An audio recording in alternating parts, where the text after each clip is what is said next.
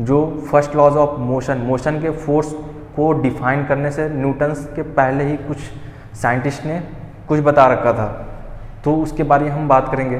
जो सबसे पहला है हेडिंग में, एरिस्टोल फैलेसी। एरिस्टोल एक साइंटिस्ट का नाम है जो 500 BC में पैदा हुए थे, और फैलेसी है मतलब उनकी जो उनको फोर्स के बारे में कहा था, बाद में किसी साइंटिस्ट ने उन्होंने गलत कर दिया, तो इसलिए इनकी थियरी को एरिस्टोल फैलेसी बोलते हैं। ठीक है, मतलब इन्होंने जो सिद्धांत दिया था वो तब तक चल रहा था उस समय ज़माने के, लेकिन बाद में जब जैसे जैसे ईयर्स बढ़ते गए, तो जब नए साइंटिस्ट डेवलप हुए, तो उन्होंने बाद में इस थियरी को फेल कर दिया जो एरिस्टोल ने डेवलप किया था। तो इसलिए हम एरिस्टोल फैलेसी करते हैं। आपके बुक में है नहीं, बट हम डिफाइन करते हैं एक बार। एरिस्टोल ने कहा गया था, if an object in motion, अगर कोई ऑब्जेक्ट मोशन कर रहा है तो it require a continuously force.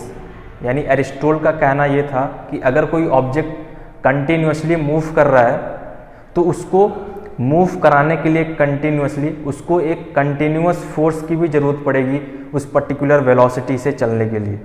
ठीक है, तो इन्होंने जो कहा था, अब object in motion then it require a continuous force. ठीक है, यानी एक बार और डिफाइन करते हैं, इफ़ एन ऑब्जेक्ट, अगर कोई ऑब्जेक्ट मोशन में है तो उसको मोशन में रहने के लिए उसको एक कंटिन्यूअस फोर्स की ज़रूरत पड़ती है। ठीक है, तो उस समय लोगों ने इनके बातों पर ध्यान दिया था कि ठीक है, यहाँ अगर कोई ऑब्जेक्ट मोशन कर रहा है तो उसको एक फोर्स की ज़रूरत पड़ेगी। बट जैसे जैसे समय बीतता गया तो एक नए साइंटिस्ट आए जिनका नाम था Galileo. He is an very famous scientist. इन्होंने ये कहा कि नहीं, इन्होंने ये पूरा बाकायदा प्रूफ किया प्रैक्टिकली कि नहीं, ये जो एरिस्टोल का जो कहना है, इनकी जो थियरी है बिल्कुल गलत है। इन्होंने प्रूफ कैसे किया? इन्होंने सबसे पहले जो डेफिनेशन दिया वो ये कहा कि अगर कोई ऑब्जेक्ट मूव कर रहा है, यानी अगर कोई ऑब्जेक्ट मोशन में है, उसको ज़रूरी नहीं है कि उसको कंटिन्यूअस फोर्स चाहिए उस ऑब्जेक्ट को मूव कराने के लिए। तो इसकी जो डेफिनेशन है वो ये है, if an object move in motion, या if an object in motion then it do not require a continuous force. ठीक है, तो फिर लोगों ने इनसे प्रूफ मांगा, इसकी प्रूफ क्या है? तो पर्टिकुलर आपके बुक में जो प्रूफ दिया हुआ है, ये बुक में दे रखा है कि एक हमारा ग्राउंड है, उस पर ब्लॉक्स हैं, वुडन का ब्लॉक समझ लीजिए, जो 3 केस है, इधर का पार्ट फिक्स है और इधर का पास एक कुछ सर्टेन हाइट पे है, दूसरे वाले सर्टेन हाइट पे, और तीसरा वाला उस पर्टिकुलर हाइट को ग्राउंड पे लगा दिया गया। तो इस एक्सपेरिमेंट में है क्या, तो यहाँ पे जो ऑब्जेक्ट है, या सपोज एज अ बॉल, अगर मैं इस बॉल को, यहाँ पे बॉल है कहाँ, पर्टिकुलर हाइट पे है ग्राउंड से, अगर मैं यहाँ से इस बॉल को छोड़ दूँ, ठीक है, तो क्या होगा, वो ऑब्जेक्ट अपने आप ही चलना शुरू कर देगा। उसको देखो, इस पूरे मूवमेंट में देखो, उसको कहीं फोर्स लगी उसको पर्टिकुलर मूव कराने के लिए।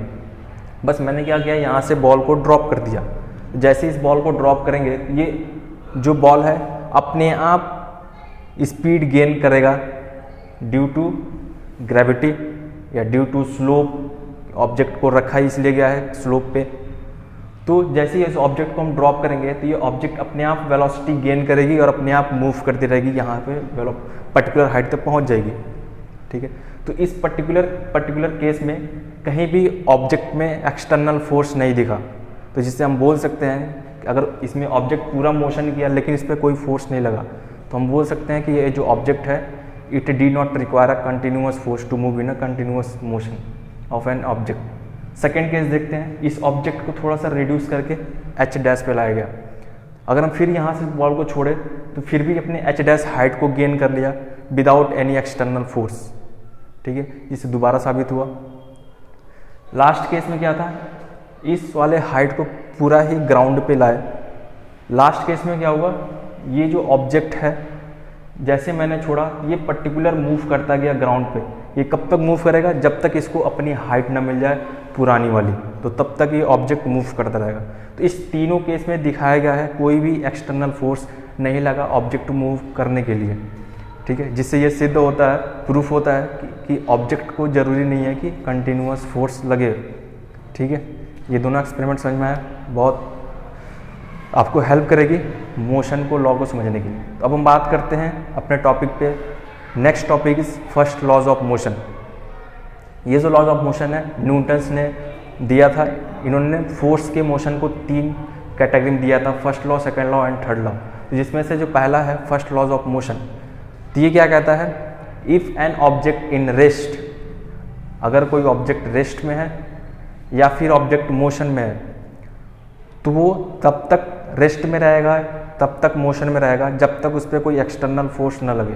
जैसे एग्जांपल में समझे, अगर आप घर सोए हो, सुबह के टाइम पे अगर कोई आपको उठाता है तो आप क्या चाहते हो, आपको उसको, आप कब तक नहीं उठते जब तक आपको मम्मी अपना नहीं उठाती। ठीक है, तो जस्ट एक समझने के लिए एक एग्जांपल है फर्स्ट लॉज ऑफ मोशन का, कि जब तक ऑब्जेक्ट रेस्ट में है वो रेस्ट में ही रहेगा, जब तक मोशन में नहीं आएगा जब तक उस पर कोई फोर्स ना लगे। आप जब तक सोए रहोगे तब तक, जब तक आपको कोई जगाने ना आए। तो जगाने वाला कौन है, मम्मी। मम्मी क्या है यहाँ पे, एक्सटर्नल फोर्स है। ठीक है, तो फर्स्ट लॉज ऑफ मोशन यही कहता है कि अगर कोई ऑब्जेक्ट रेस्ट में है तो वो रेस्ट में ही रहेगा, अगर कोई ऑब्जेक्ट मोशन में है तो वो मोशन में ही रहेगा। अगर रेस्ट में है, अगर उसको मोशन में लाना है तो एक एक्सटर्नल फोर्स की ज़रूरत पड़ेगी। अगर कोई मोशन में है तो उसको रोकना है, तभी भी हमें एक एक्सटर्नल फोर्स की ज़रूरत पड़ेगी। यानी फर्स्ट लॉ यही कहता है कि अगर ऑब्जेक्ट मोशन में है या फिर रेस्ट में है, it require a external force. ठीक है, तो सिंपल फर्स्ट लॉ यही कहता है। आगे है, अब इसी फर्स्ट लॉ के अंदर है टर्म्स है इनर्शिया। इनर्शिया का हिंदी होता है जड़त्व। तो इसको हम समझते हैं इनर्शिया क्या होता है। इनर्शिया के नाम से पता चल रहा है इनर्शिया यानी to resist the external force, यानी किसी ऑब्जेक्ट पे अगर फोर्स लग रहा है तो वो जो ऑब्जेक्ट है क्या करेगी, उस एक्सटर्नल फोर्स को रजिस्ट करेगी। तो डैट इज कॉल्ड इनर्शिया। अगर आप सो रहे हो तो आपको मम्मी जगाती हैं तो आप उसको रजिस्ट करते हो ना मम्मी को, कि आप 5 मिनट बाद जगाना, 10 मिनट बाद जगाना। ठीक है, तो आप क्या कर रहे हो, उस पर्टिकुलर फोर्स या फिर मम्मी को रजिस्ट करते हो। तो जब एक्सटर्नल फोर्स को रजिस्ट करते हैं उसी को कहते हैं हम इनर्शिया। तो इनर्शिया क्या कहता है, if an object in rest या फिर मोशन, अगर कोई इस पर एक्सटर्नल फोर्स लग रहा है तो वो उस बॉडी एक्सटर्नल फोर्स को रजिस्ट करता है, उस एक्सटर्नल फोर्स को रोकता है। अगर कोई ऑब्जेक्ट मोशन में है तो कोई एक्सटर्नल फोर्स उसे रोकने की कोशिश कर रहा है तो वो क्या करेगा, ऑब्जेक्ट उस एक्सटर्नल फोर्स को अपोज करेगा, रोकेगा उसको रेस्ट में लाने से। ये कहता है इनर्शिया। अब इनर्शिया भी 3 टाइप्स के होते हैं, inertia of at rest, inertia at motion और इनर्शिया एट डायरेक्शन। तो नाम से पता चल रहा है इनर्शिया एट रेस्ट, अगर कोई ऑब्जेक्ट रेस्ट पे है तो उस पर कोई ऑब्जेक्ट पे एक्सटर्नल फोर्स लग रहा है मोशन लाने के लिए उस पर्टिकुलर रेस्ट ऑब्जेक्ट को, तो हम बोलेंगे इनर्शिया एट रेस्ट। यानी अगर कोई ऑब्जेक्ट रेस्ट पे है, कोई एक्सटर्नल फोर्स लग रहा है उस रेस्ट को मोशन में लाने के लिए, तो उस समय जो फोर्स लगेगी अपोज करेगा, उसको कहते हैं इनर्शिया एट रेस्ट। दूसरा है इनर्शिया एट मोशन, अगर कोई ऑब्जेक्ट मोशन कर रहा है और कोई इस पर एक्सटर्नल फोर्स लग रहा है उसको रेस्ट लाने के लिए, तो वो जो मोशन वाला ऑब्जेक्ट होगा वो अपोज करेगा एक्सटर्नल फोर्स को। ये हो गया इनर्शिया एट रेस्ट, मोशन।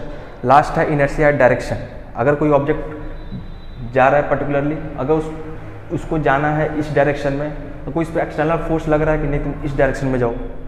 ठीक है, तो अगर जिस डायरेक्शन को चेंज करने में जो एक्सटर्नल फोर्स को अपोज करता है उसको हम कहते हैं इनर्शिया एट डायरेक्शन। ठीक है।